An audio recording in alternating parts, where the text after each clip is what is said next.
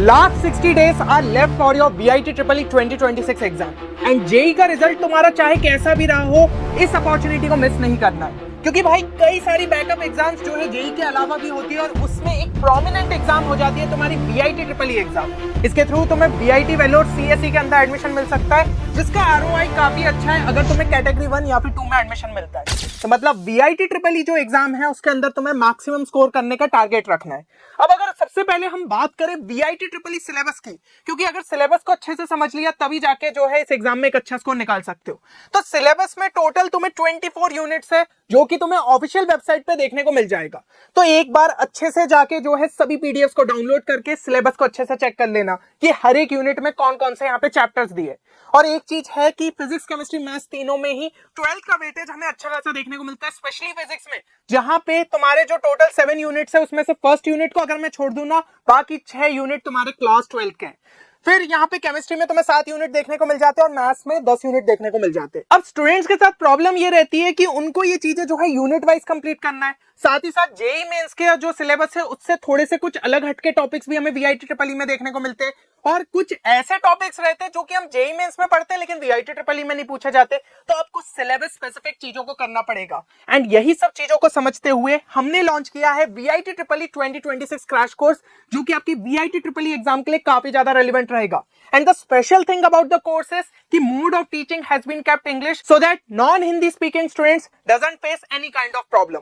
और इसके अंदर आपको क्या क्या कंपोनेंट देखने को मिल जाते हैं, तो first is video lectures where you get all the PCM unit wise lectures plus aptitude and English के भी लेक्चर्स आपको इसमें देखने को मिल जाएंगे और सभी के अंदर आपको क्वेश्चन सॉल्विंग कराई गई है, plus important tricks have been taught so that it will help you to boost your speed. और यहाँ पे एक्सक्लूसिव क्वेश्चन बैंक देखने को मिल जाते हैं आपको सभी सब्जेक्ट्स के लिए, जो कि यूनिट वाइज ही डिवाइडेड है। मतलब जैसा सिलेबस आपको ब्रोशर में देखने को मिलता है उस हिसाब से ही इस कोर्स को स्ट्रक्चर्ड वाइज जो है डिजाइन किया गया है। एंड इसके अलावा आपको शॉर्ट नोट्स देखने को मिल जाते हैं PCM के, साथ ही साथ इसमें आपको 10 full length relevant mock test मिल जाते हैं for your VIT EEE exam.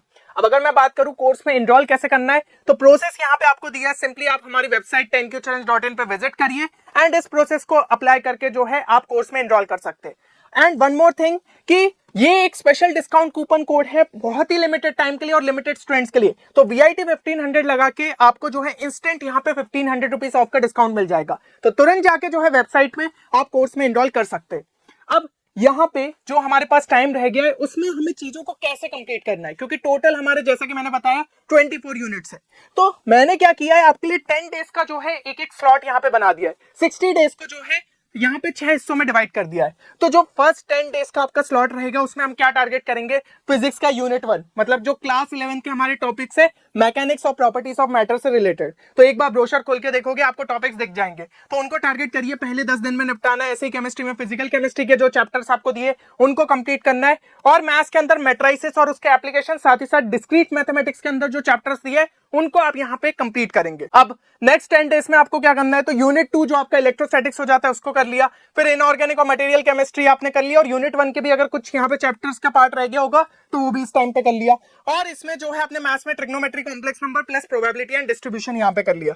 इसी तरीके से 10-10 दिन का जो है मैंने आपको यहाँ पे टारगेट सेट कर दिया है। जो भी स्टूडेंट अगर प्रॉपर तरीके से इसे कंप्लीट कर लेता है तो भैया तुम्हारा सिलेबस भी प्रॉपर तरीके से कंप्लीट हो जाएगा एंड साथ ही साथ जो है इन चैप्टर्स पे अगर कमांड आ गया तो भाई कोई क्वेश्चन तुमसे नहीं छूटेगा। लेकिन एक चीज तुम्हें समझनी पड़ेगी कि ये चैप्टर्स पढ़ने से ही नहीं काम चलेगा, क्योंकि इसके क्वेश्चंस प्रैक्टिस नहीं करोगे तो भाई VIT EEE एग्जाम को क्रैक कैसे करोगे। यहाँ पे सारी चीजें जो है डिपेंड करती है कि तुम्हारी स्पीड कितनी अच्छी है और उसके लिए तुम्हें क्वेश्चंस ज्यादा से ज्यादा सॉल्व करने पड़ेंगे ताकि तुम अपनी स्पीड को इंप्रूव कर पाओ।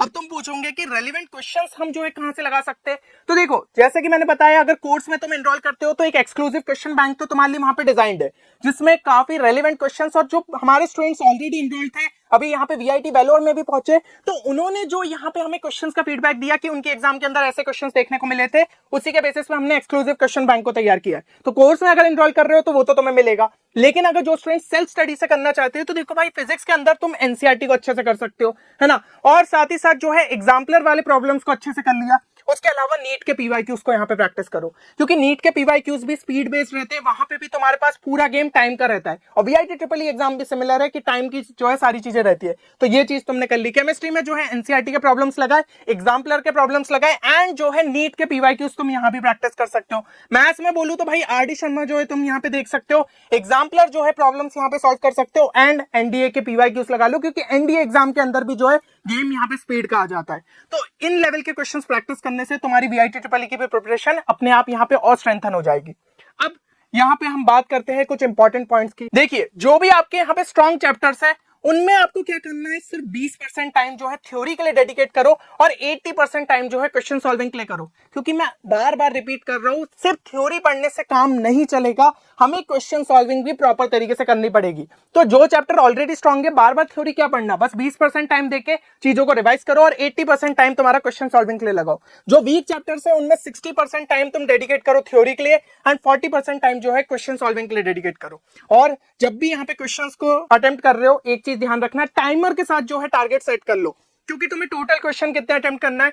टोटल क्वेश्चन है तुम्हारे यहाँ पे 125, है ना। क्वेश्चन चेंज नहीं हुए, बस उनके मार्क्स चेंज हो गए। पहले क्या होता था, पहले होता था कि भाई हर एक क्वेश्चन के लिए हमें +1 मिलता था और कोई भी नेगेटिव मार्किंग नहीं रहती थी। अब क्या हो गया, अब हमें जो है हर सही क्वेश्चन के लिए +4 मिलेगा और नेगेटिव मार्किंग भी इंट्रोड्यूस हो गई है। तो भाई आपको एक्यूरेसी का भी इस बार ध्यान रखना पड़ेगा और हर क्वेश्चन के आपको जो है 4 नंबर यहाँ पे मिलेंगे। तो 125 क्वेश्चन आपको कितने टाइम में करना है, 150 मिनट के अंदर करना है। मतलब कि तुम्हें अपनी स्पीड ये लेके आनी है कि हर एक क्वेश्चन मेरा 1 मिनट के अंदर कंप्लीट हो, ताकि फाइनल एग्जाम के अंदर तुम अपना यहाँ पे बेस्ट दे पाओ। तो इसी हिसाब से तुम जो है टारगेट सेट करते हुए चलना।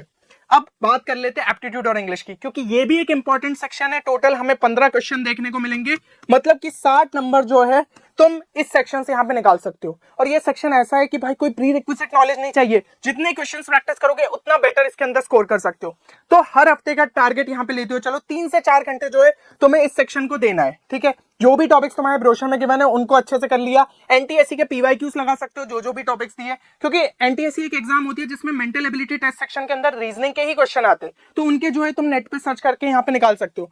इंग्लिश के लिए तुम क्लास 10 बोर्ड्स के जो रीडिंग कॉम्प्रिहेंशन हो गए और कुछ अदर टॉपिक्स है उनको सिंपली ऑनलाइन सर्च कर लो, तो तुम यहाँ पे क्वेश्चंस प्रैक्टिस कर सकते हो। और अगर ब्रोशर में बात करूं क्या क्या टॉपिक्स दिए, जैसे डेटा इंटरप्रिटेशन, तो भाई ये सारे टॉपिक्स तो तुम ऑलरेडी पहले भी जानते होंगे, है ना। सब रीजनिंग बेस्ड क्वेश्चन रहते हैं, डेटा सफिशिएंसी हो गया, सिलोजिज्म हो गया, तो ये सारे टाइप के क्वेश्चंस तुम्हें जो है बस अच्छे से यहाँ पे प्रैक्टिस करना है। क्लॉक, कैलेंडर और डायरेक्शन हो गया। अब अगर तुम चाहते हो कि मैं एक सीरीज भी तुम्हारे लिए यहाँ पे लेके आऊं जिसके अंदर हम इसी टाइप के क्वेश्चंस प्रैक्टिस करें, तो यहाँ पे कमेंट सेक्शन के अंदर लिख देना एप्टीट्यूड एंड इंग्लिश। मैं समझ जाऊंगा कि तुम्हें जो है इस सीरीज की रिक्वायरमेंट है, और अगर ये वीडियो पे 200 लाइक्स आते हैं तो डेफिनेटली ये सीरीज मैं तुम्हारे लिए यहाँ पे रिलीज करूंगा, तो वीडियो को लाइक जरूर कर देना। एंड अगर हम जो है इंग्लिश के यहाँ पे बात करें तो भाई एमसीक्यूज तुम्हें रहेंगे, to test the comprehension of short passage और लाइन ऑफ पोएम। तो भाई सिंपल ग्रामर बेस्ड क्वेश्चन हमें ज्यादा देखने को मिलेंगे, रीडिंग कॉम्प्रिहेंशन टाइप के क्वेश्चन देखने को मिलेंगे, तो उनकी जो है तुम यहाँ पे अच्छे से प्रैक्टिस कर सकते हो। और बहुत सारा इंग्लिश का पोर्शन तो अपन ऑलरेडी यहाँ पे पढ़ते आते हैं प्राइमरी क्लासेस से, तो ऐसा कोई बहुत बड़ा यहाँ पे हमारे लिए चेंज नहीं रहेगा। अब एक सबसे इंपॉर्टेंट चीज, मॉक टेस्ट देना ही है।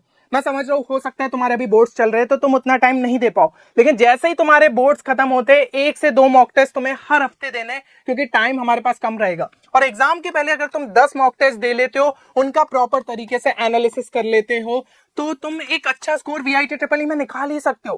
क्योंकि अगर पहले टेस्ट के अंदर जो है मान लो तुम्हारे 300 आते हैं, 350 आते, तो वहां से एक स्कोप रहेगा कि तुम यहाँ पे इंप्रूवमेंट दिखाते हुए इसको 400 पार भी पहुंचा दो, और 400 पार पहुंचा लेते हो तो भाई एक अच्छी ब्रांच तुम्हें यहाँ पे वीआईटी वेलोर के अंदर मिल सकती है।